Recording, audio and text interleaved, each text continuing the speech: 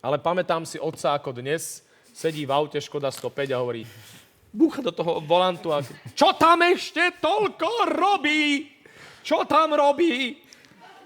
A pol nádrže minúty na Nie, ale voľnobeh. počkaj, sedíš v aute naozaj, všetci sme oblečení v nedeľných šatách, je 9 hodín ráno, celá rodina je pripravená, odchádzame k babičke, cez 2 okresy ďalej a čakáme. OK, 5 minút čakáš, je to v pohode. 10 minút čakáš, je to v pohode.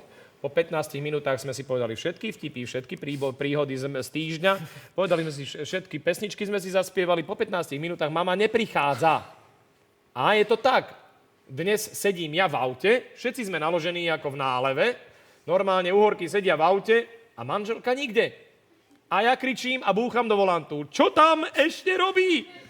Podľa mňa sa to opakuje v každej rodine, hej? Manželky meškajú partnerky. Tak, neviem prečo. Skrátka ešte tu, tam, tu, či, kut, puru, kuk a zrazu je z toho pol hodina.